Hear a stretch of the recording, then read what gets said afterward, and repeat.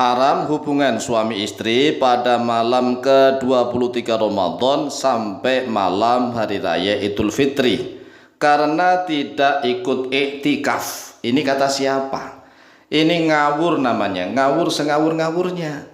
Siapa yang mengatakan haram? Siapa yang mengatakan dosa besar hubungan suami istri pada malam ke-23 Ramadan sampai malam hari raya Idul Fitri? Mengapa? Karena katanya tidak ikut iktikaf. Karena tidak ikut iktikaf maka dihukum apabila di rumah berhubungan melakukan hubungan suami istri pada malam 23 Ramadan, 24, 25, 26, 27, 29 bahkan sampai malam 30 hingga malam Idul Fitri. Kemudian karena tidak ikut iktikaf maka tidak boleh melakukan hubungan suami istri, hukumnya haram, dosa besar. Ini kebalik, enggak? Kebalik, terbalik-balik. Kecuali kalau dia ikut iktikaf di masjid, kemudian hubungan suami istri di dalam masjid, inilah yang haram. Masalah hubungan dia di dalam masjid loh ya. Kalau hubungannya di rumah, sedangkan dia ikut iktikaf kemudian pulang. Nah, kalau dia pulang berarti dia keluar masjid. Keluar masjid kemudian hubungan suami istri. Iktikafnya batal, jelas. Kalau iktikafnya batal, iya. Tetapi apakah masalah dia nanti itu dihubungi haram? Apakah hukumnya ini dosa besar ataukah tidak?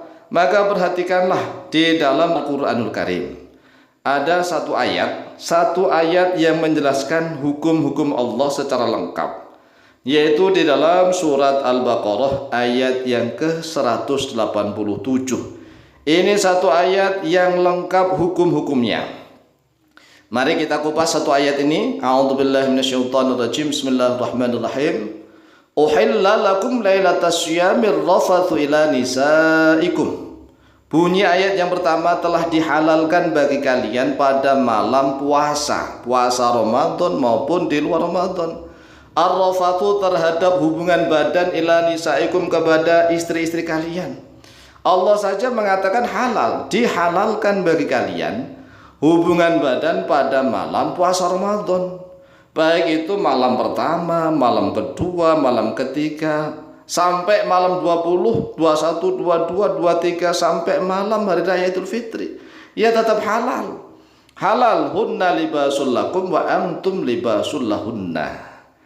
Alimallahu annakum kuntum takhtanuna anfusakum fataba alaikum wa afa ankum fal'ana bashiruhunna wabtaghu ma kataballahu lakum.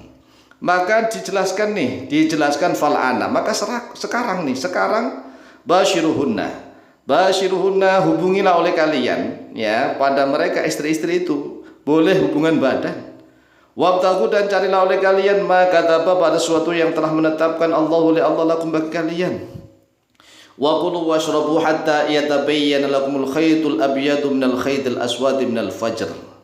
Makan minumlah kalian sehingga sampai jelas bagi kalian al khaytul abyadu, benang yang putih, minal khaytil aswadi daripada benang yang hitam, minal fajri daripada fajar. Sudah gelap hilang, terbitlah fajar. Thumma atimu syiyama ilal lail. Kemudian atimu artinya adalah sempurnakanlah oleh kalian asyama pada siang puasa ilal lail sampai kepada malam, yaitu ila ghurubi syamsi. Jadi kalau kita mulai dari malam 1, sekali lagi malam pertama, kedua, ketiga, malam lo ya, malam puasa Ramadan sampai malam hari raya Idul Fitri, silahkan. Uhilla lakum lailatas syiyamir rafathu ila nisaikum. Kemudian di dalam ayat ini ada penjelasan lagi. Wala tubashiruhunna wa antum aakifuna fil masajid. Wala tubashiruhunna, dan janganlah bersenang-senang oleh kalian.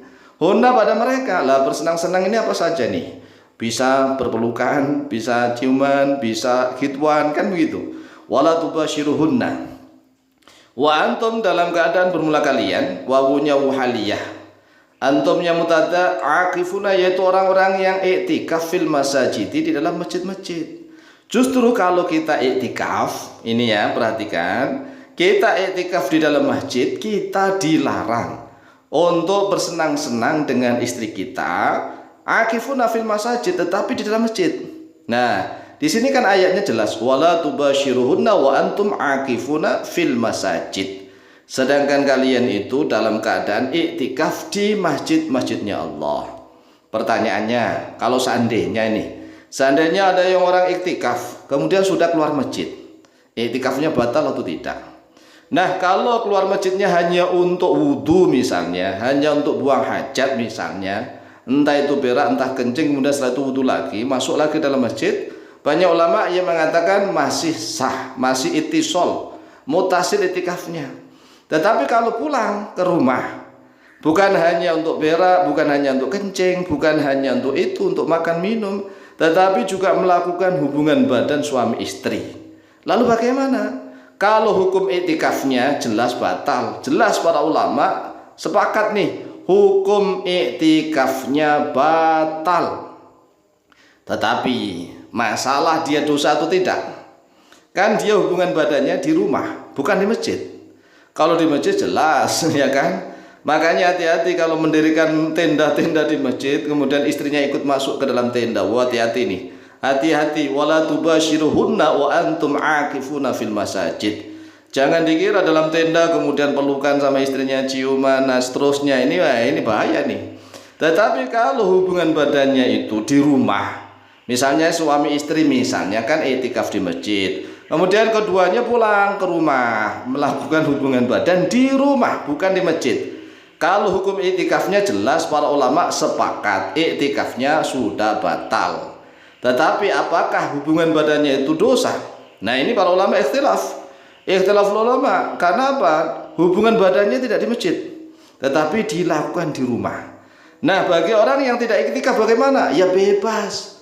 Oleh sebab itu jangan sok-sokan gitu. Justru kalau iktikaf itu malah nggak boleh, harus hati-hati. Kok bisa begitu? Malah yang tidak iktikaf malah enak-enakan, malah bisa kelonan sama istrinya, bisa hubungan badan. Loh, begini analogikanya kan begini. Iktikaf itu tidak wajib Allah tidak mewajibkan, Allah mensunahkan. Sama dengan kita sholat tarawih. Sholat tarawih itu tidak wajib juga. Nah, kita sudah terlanjur melakukan sholat tarawih. Tapi di dalam sholat tarawih kita sambil makan minum. Ini namanya ihtiza. Mula'abatul ibadah, ya. Jadi mula'abah bil ibadah, mempermainkan ibadah. Ini nggak boleh. Ya kalau misalnya nggak sholat tarawih, ya nggak sholat tarawih, nggak apa-apa, makan minum gitu. Tapi ini sengaja sholat tarawih sambil makan minum tatkala sholat tarawih, ya nggak boleh. Maka sama, kalau kita sudah azam, sudah melakukan niat yang kuat untuk iktikaf, ya jauhi larangan-larangan itu, jauhi gitu. Nah, kalau tidak bisa menjauhi, ya tidak iktikaf di masjid, kemudian di rumah zikir dan doa, kemudian malamnya hubungan badan dengan suami istri, silahkan bebas, ya. Tidak ada hubungan badan suami istri malam puasa itu hukumnya haram, tidak, dosa besar, tidak seperti itu kawan, ya. Tilka hududullahi fala taqrabuha. Itulah batasan-batasannya Allah, maka janganlah kalian mendekatinya. Kadzalika yubayyinullahu ayatihi lin-nasi la'allahum yattaqun. Seperti itulah yubayyinullahu, menjelaskan oleh Allah ayatihi pada ayat-ayatnya. Lin-nasi untuk manusia, bukan hanya untuk orang beriman.